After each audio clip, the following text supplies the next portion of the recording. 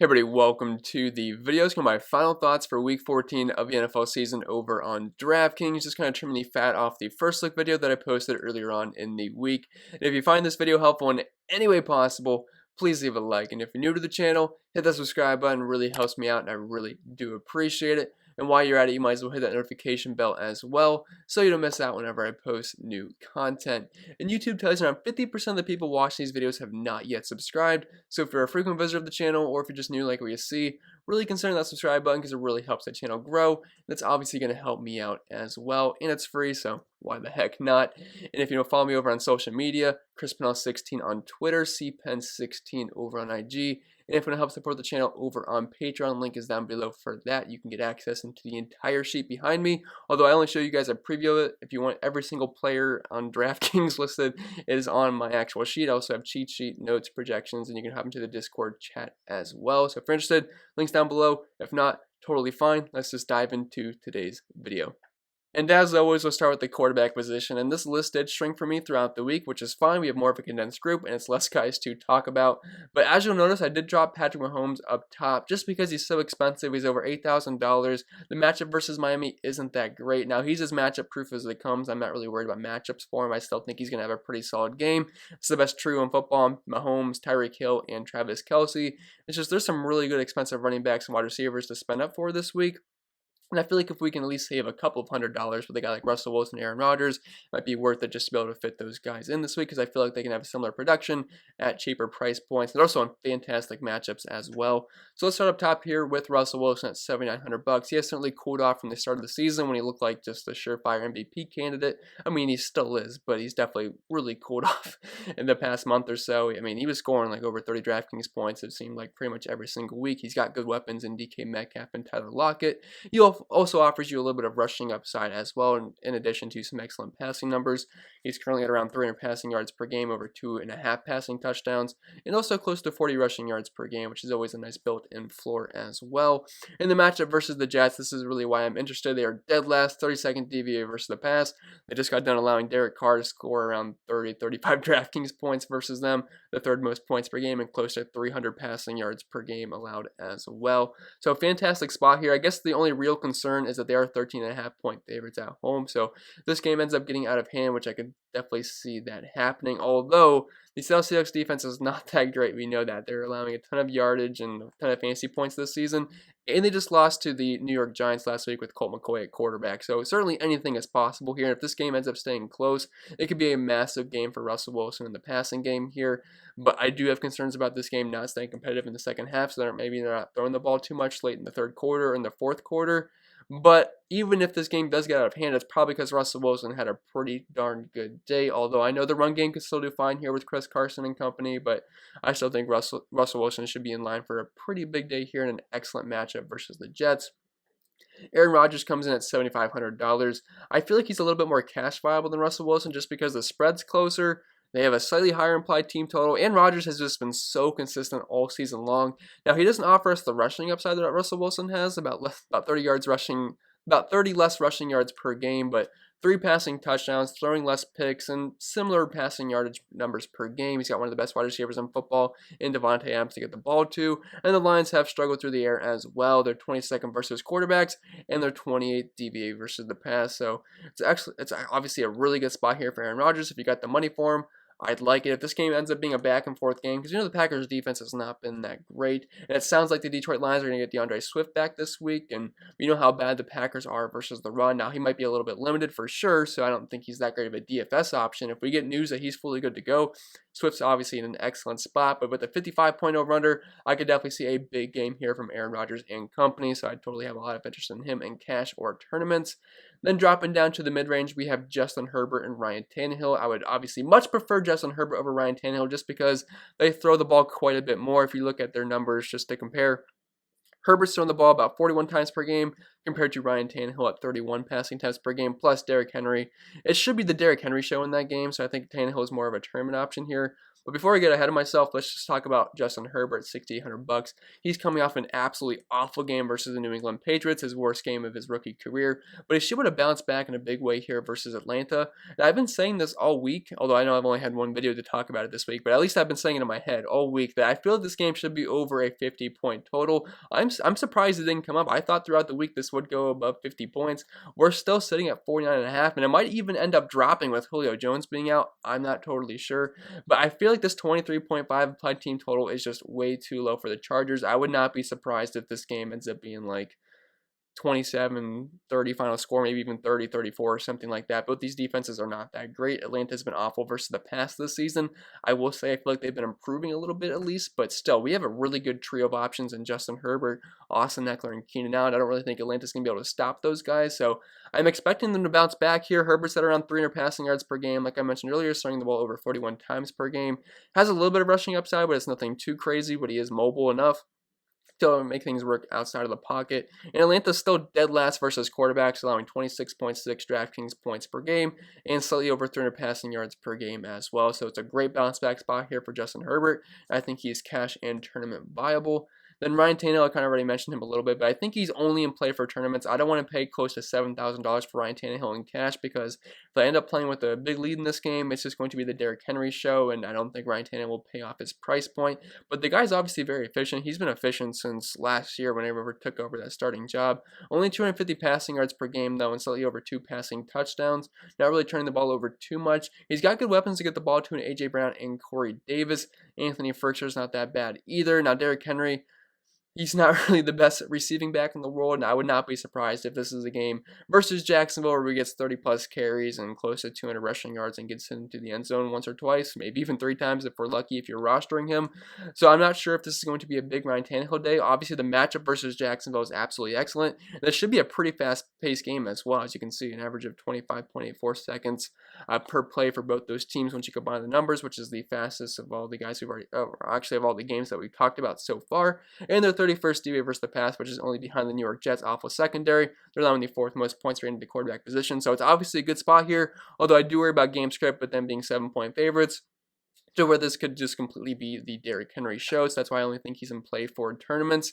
Now, earlier in the week, I did have Matt Ryan listed here, but with the news that Julio Jones is going to be out for this game, I just cannot trust Matt Ryan. I can barely trust him when Julio Jones plays, but if you're going to take Julio Jones out of the equation, Matt Ryan is just absolutely awful. You can look at the numbers this season. When Julio Jones has not played, Matt Ryan has been an atrocious quarterback, so I just can't really trust it. It's a good matchup versus the Chargers. I could see that game just absolutely blowing up, but it's just hard to trust Matt Ryan without Julio Jones. Now, I know I have Mitch Trubisky here for $5,600, and it's hard to trust him too, but at least he still has Allen Robinson to throw the ball to. Now, I'm not sledding Calvin Ridley anyway. Calvin Ridley's fine. It's just when you take a guy like Julio Jones out of the offense, Matt Ryan just turns to mush. It's pretty gross.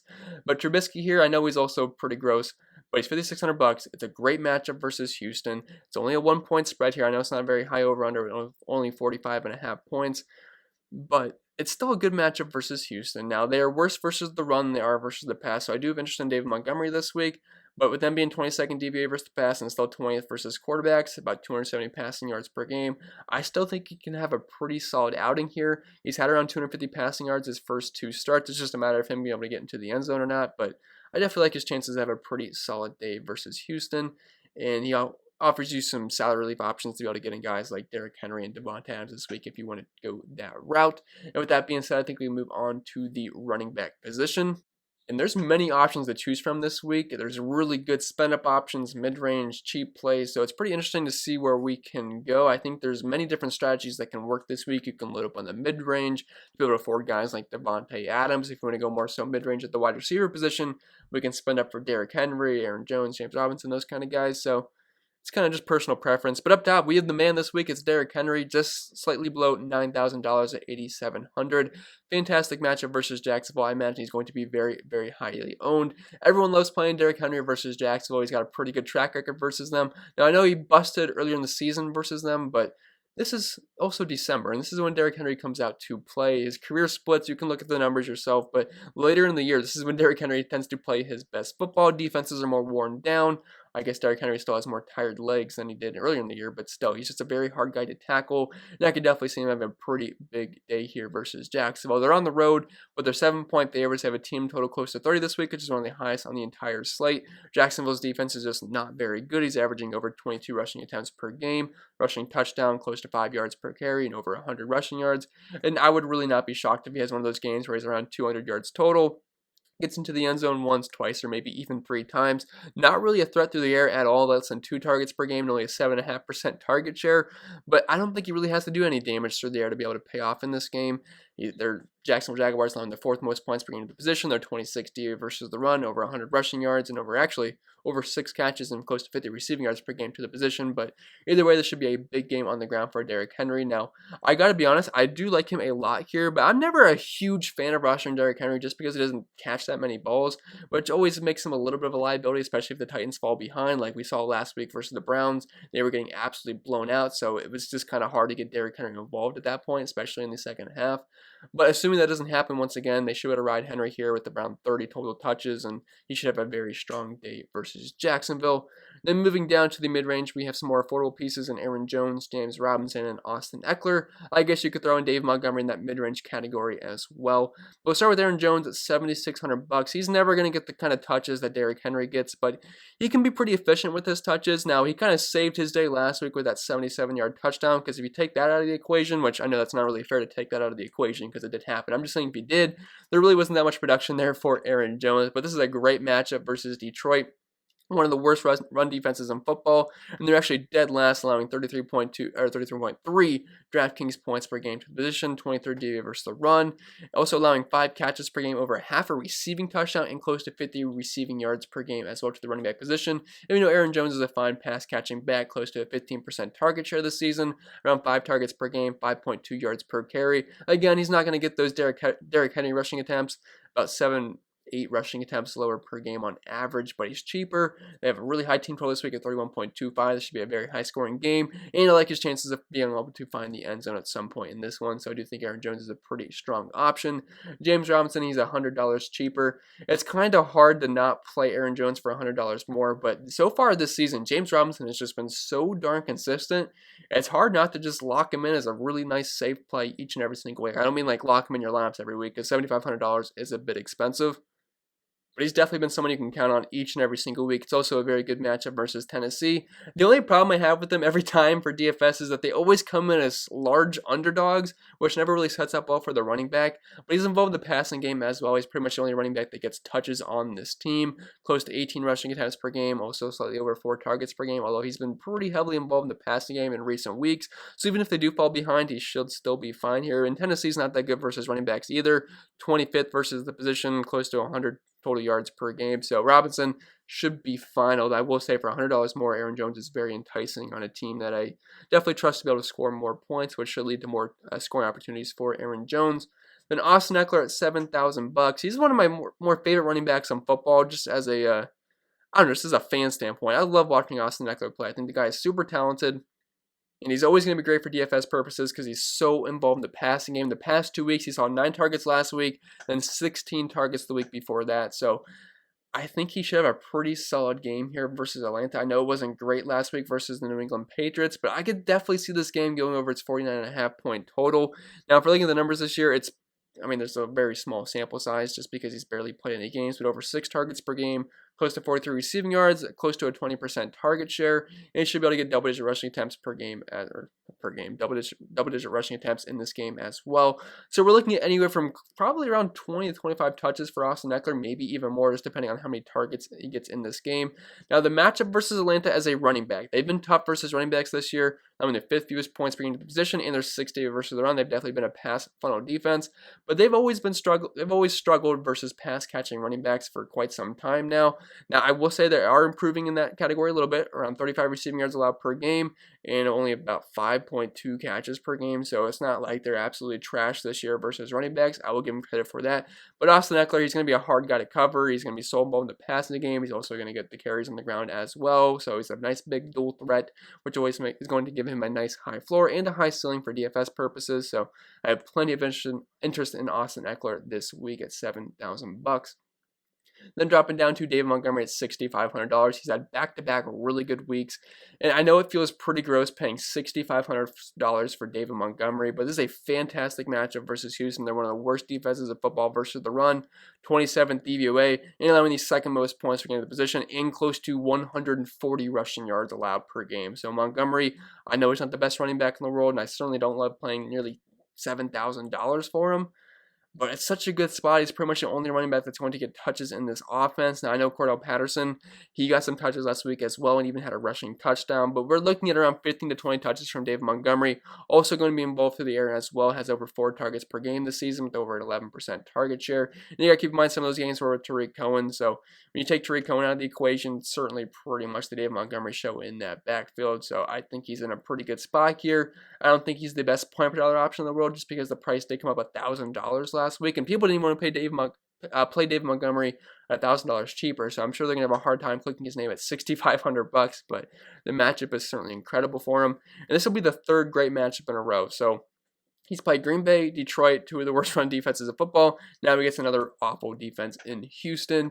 And then going to the cheap running backs, we have Myles Gaskin and J.D. McKissick. It looks like Myles Gaskin is going to be very popular this week, and I totally get it because I know the Dolphins are 7.5-point dogs here, but the only path to victory for them, I don't think it's going to be relying on Tua to win them the game. They're going to have to keep the ball out of Patrick Mahomes' hand, and how do you do that? You kill the clock on the ground, and that's where KC struggles. They've been pretty good versus the pass this year, but versus the run, they're dead last. 32nd DVOA versus the run, and they're 19th versus running backs allowing over 100 rushing yards per game. Gaskin's going to get around 20 touches in this game. He's going to be involved through the air as well. So if you just want to play it by, if you want to go with the strategy that Miami's going to try to keep the ball out of Patrick Mahomes' hand, I think Myles Gaskin and establishing the run with him should be a pretty solid play on this slate. Then J.D. McKissick at $4,100. This is just because Antonio Gibson's going to miss this game with a severe case of turf toe. I guess that's what they're calling it. So his involvement in the passing game, Peyton Barber is going to be involved as well. But with how involved he is in the passing game, that's going to give him a nice floor at $4,900. And when you take a guy like Antonio Gibson on the field, there's obviously a lot more snaps to go around for guys like McKissick and Barber. So below $5,000, he's definitely going to be involved here. In the matchup versus the 49ers, I wouldn't say it's exactly great. They're 6th versus running backs this year, and they're 10th DVOA versus the run. But we're just interested in the passing game here for J.D. McKissick. Whatever he gets on the ground is just an added bonus. I'm mainly just interested in him as a wide receiver. Over 6 targets per game, close to a 20% target share, and a 31% weighted opportunity share. And we know Alex Smith is definitely a check down Charlie. So at $4,900, I certainly think he can pay off value at his price point. And I think that's it for the running backs, so we can move on to the wide receiver position at this point. We have a lot of good options to talk about here. We'll start up top with Davante Adams at $9,300. And I really have nothing negative at all to say about Davante Adams. You know what you're going to get with him each and every single week. About 100 yards, over 10 targets, close to 10 catches. Probably got into the end zone once, twice, or even 3 times. And I was looking at his numbers this year. He has scored in every single game that he was healthy besides one, and that was Tampa Bay. I'm not counting that last Detroit game in week 2 because he did end up leaving that game in the second half. Didn't really play at all. They didn't even need him. So excluding that game, he has scored every single time. He's been just such a surefire play each and every single week. I know I typically like to say I would rather spend it for the running back position than the wide receiver position, but Davante Adams is just kind of breaking that for me this year just because you've been able to count on him each and every single week, and it's never surprising when he gets 40 DraftKings points. Like if Derrick Henry gets 40 DraftKings points, I mean, I wouldn't be super surprised versus Jacksonville, but I would definitely be more shocked if he gets to 40 than if Davante Adams gets to 40. And there's just so many good mid-range running backs this week, like James Robinson, Aaron Jones, Austin Eckler. You could even throw Montgomery in there as well, as gross as that sounds, and Myles Gaskin. So I'm actually kind of leaning towards the building around Davante Adams route this week instead of Derrick Henry. Now, it's a total coin flip. You can go either ways. If you could fit in both, I think that's absolutely awesome. I've been trying to find ways to fit in both. It's pretty hard because I don't want to try to play a $3,000 wide receiver in cash like KJ Hamler or something like that. But, man, it's really hard to pick between who to build around. But as of right now, I'm kind of having a little bit of a lean towards Davante Adams. It's a great matchup versus Detroit. I'm not really sure who's going to be able to guard him here, and I would not be surprised if he gets into the end zone 2 or 3 times. He's got a league-high 33% target share at the wide receiver position this year, 76% weighted opportunity share, close to a 40% market share of the team's air yards. I mean, the numbers are just insane for Davante Adams. He's just been so consistent, and he tends to go off each and every single week. Is Aaron Rodgers number 1? They're 28th DVOA versus the pass. They're 23rd versus wide receivers. he should go off in this game. It's just a matter of being able to afford him. But as of right now, I would say he's probably my favorite spend-up option over Derrick Henry, although it is very, very close. Then dropping down to more of the mid-range here, we have Keenan Allen at $7,700. Hasn't really had the greatest stretch of 2 weeks, but he should have bounced back here versus Atlanta. He's been one of the safest wide receivers to roster all season long. Now, Austin Eckler being back in the lineup can certainly hurt Keenan Allen just because he's going to take targets away and makes him less of a focal point in this offense.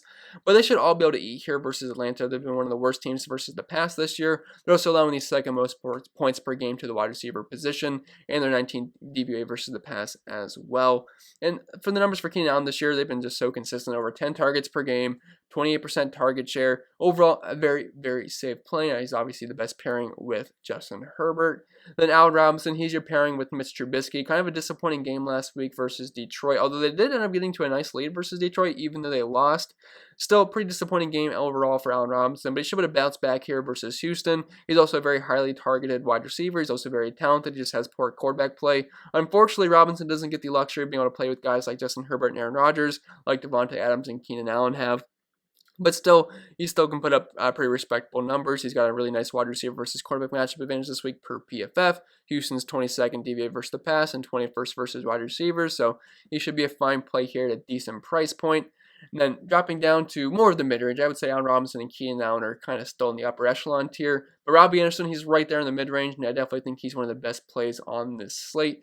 DJ Moore is on the COVID list. Now, Curtis Samuel, he is in the close contact, so he could still be activated for this game. And I believe it was Schefter, he tweeted that today there was no new positive test results, so I think that means that Curtis Samuel does not have COVID. So assuming he's able to get activated, that doesn't really change my opinion on Robbie Anderson, although if Curtis Samuel happened to be out, Robbie Anderson would be like the absolute guy on that team because Christian McCaffrey's not going to play, so that would just make him even more of a better play. But with DJ Moore out, that's good enough for me to make Robbie Anderson one of the top plays on this slate.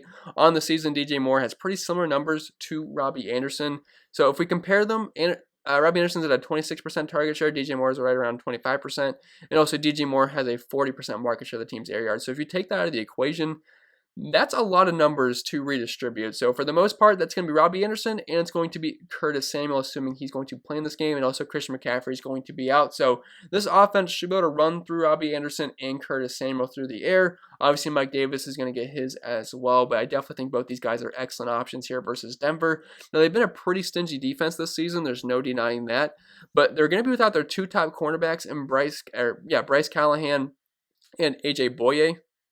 So it'll definitely soften up some things for sure. They are 58 versus the pass, and they're allowing the 9th fewest points per game to the wide receiver position, but you got to keep in mind those guys are out. Now, they still have some two solid safeties back there, so I don't think it's going to be an absolute cakewalk, but when you take out the team's two top cornerbacks, it definitely softens some things up there. So Robbie Anderson is one of my top plays on the slate at $6,200, one of my favorite plays in the mid-range this week. Then Corey Davis at $5,700. He went absolutely off last week, so I assume that's going to boost his ownership a little bit. He only came in at 5% owned, I believe, in most contests last week, which is actually pretty surprising because he was affordable. That was the highest total game on the slate, and the Browns didn't have Denzel Ward, and that secondary was already bad with him. So yeah, he went absolutely off, although game script certainly helped him with them being down 30 points at halftime, so it was more of a pass-heavy approach for the Titans, and I don't think that's probably going to happen this time around once again, but still getting around 7 targets per game this year, about a 24% target share, and 8 out of over 11. There's certainly upside here versus like the second worst pass defense in the NFL, DVOA-wise. They're also 20th versus wide receivers, which means they're allowing the 5th most points per game to the position, so excellent spot for Corey Davis to continue his dominance that he had last week. Not saying he's going to get 40 DraftKings points again, but he can certainly get close to 100 yards and find the end zone at a pretty cheap price point. Curtis Samuel, kind of already talked about him when I was talking about Robbie Anderson, but with DJ Moore out, that's just a lot of numbers you have to redistribute through this offense. Also, no Christian McCaffrey, so it's going to be the Curtis Samuel and Allen Robinson and Robbie Anderson show there. So on the season, he's got a 17% target share and a 15% market share of the team's air yards, but once you to redistribute DJ Moore's numbers, he's definitely going to have a pretty nice role in this offense and could even be used out of the backfield as well with no Christian McCaffrey. And then some cheaper options here in Tim Patrick and Brashad Perriman. Patrick's getting out well in projections this week at $4,200. The guy's actually a pretty solid receiver. Now, I know Carolina's been pretty stingy versus wide receivers this year. They rank 12th versus the position, but they're 24th DVA versus the pass. So even though they have been a little bit tough versus wide receivers, I still think Tim Patrick can pay off his $4,200 price point on the season, a 17.5% target share with an 8 out of 14. So there's always some big play upside there. Had 2 touchdowns last week versus a pretty tough Kansas City defense. So $4,200, I think, is a fine value play. Then Brashad Perriman, Denzel Mims is going to be out for this game. And I know it's still the Jets' offense, so it's nothing to get too crazy happy about, but they're in a great matchup versus Seattle. The 13.5-point dogs on the road should be a pass-heavy game script. And Denzel Mims is leaving behind around a 40% target share, so there's definitely going to be a big play upside here for Brashad Perriman. On the season, he still has a 30% market share and a 15.5 ADOT.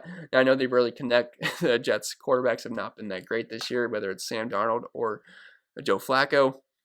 But there is certainly upside to be had here versus pretty much the worst pass defense in football over the course of this season. They're 29th DVA versus the pass, and they're allowing the most points per game versus the wide receiver position. 50.7 DraftKings points and over 220 receiving yards per game as well. So Perriman at $3,900, I think is a very nice, solid value play at the position this week. Then moving on to the tight end spot, we have Travis Kelce up top, and he's the obvious play if you have the money for him.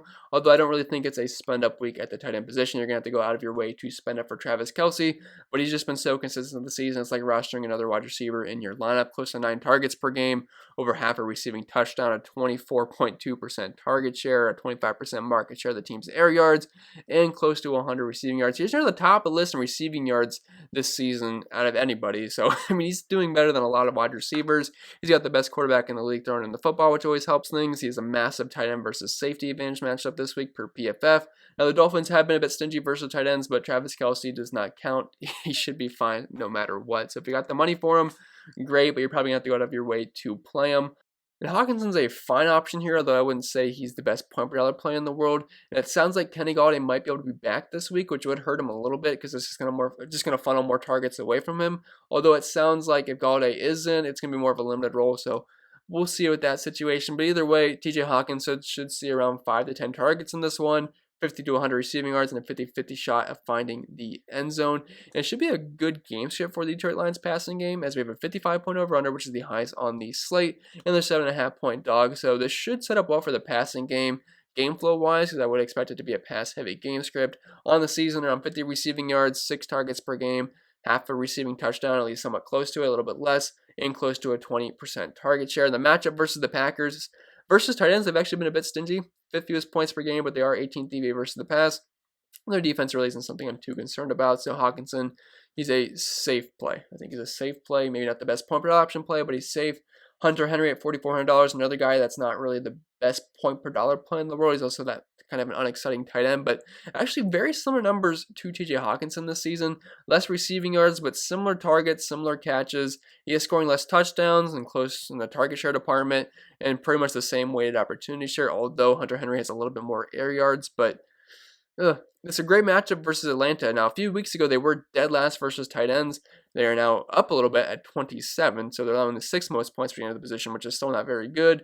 About 3/4 of a receiving touchdown per game, and they're 19th DVA versus the pass. He's a fine pairing with Justin Herbert, but if he doesn't get into the end zone, you're probably not going to be happy with his production. Then Logan Thomas, $3,300. I did not have him on my first video, and I kind of regretted that because I was like, well, he did go off in that game versus Pittsburgh. And I'm not saying he's going to do that again, but he should certainly be considered this week, and he's a really solid option point per dollar wise just because of how cheap he is, and he's always involved in this offense. He's getting close to 5.5 targets per game, a 16.8% target share, which is actually more than Hunter Henry. I know there are less valuable targets coming from Alex Smith than whatever quarterbacks he was playing with all season long rather than Justin Herbert, but he does have a 22% market share of the team's air yards, a 0.1 higher ADOT than Hunter Henry, but again, we're about $1,000 cheaper than Henry here.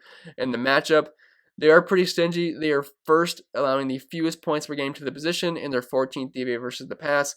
But still, this is mainly just a price play for a guy that's always involved in this offense, whether it be pretty or not. And I think we can move on to the defenses now to end this video. We don't really have much to talk about when it comes to defenses, but mainly just trying to pick favorites here or just teams that are a little bit too cheap in good matchups. As for the Titans, do they have a good defense? Not really, but neither do the Seahawks, and I think they're both fine options. Titans are 7-point favorites. Now, they are on the road, but I think they're a nice correlation play with Derrick Henry, because if the Titans fall behind somehow, it's probably not going to be a good day for Derrick Henry. So if you're playing Derrick Henry, it probably makes sense to pair him up with the Titans defense just to hope that they're stopping Jacksonville. They can just pound the rock with Henry all game. Seahawks, it's kind of obvious, but they are facing the New York Jets. They're 13.5-point favorites at home with only 16.75 applied team total against them.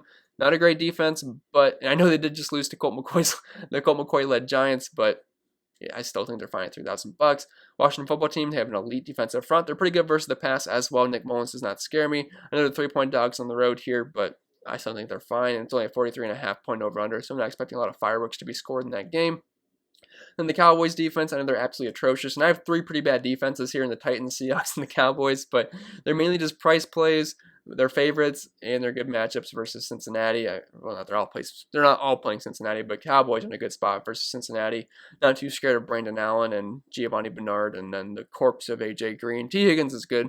I'll give him that. Tyler Boyd's not bad either, but I don't really have too many concerns about that offense, and only a 19.5 applied team total against them, and they're 3.5-point favorites with a 42.5 team total. Hope it wouldn't be a team total, but an over-under in that game. So I think that's pretty much it for the defenses, and that means that's going to be the end of this video. I hope it was helpful. If it was, make sure to leave a like, and if you're new to the channel, hit the subscribe button. It really helps me out. I really do appreciate it. If you want to follow me on social media, bottom left-hand corner of your screen, that is my handles. If you want to support the channel over on Patreon, link is down below for that. It's $10 a month, so nothing too crazy, just a lot of helpful information on there. And I think that's it. I'll see you guys in the next video, which will be my lineup building video. Then after that, we'll do the core plays video. Those will be up both tomorrow. Hope you guys enjoy the start to your weekend, and I'll see you in the next one.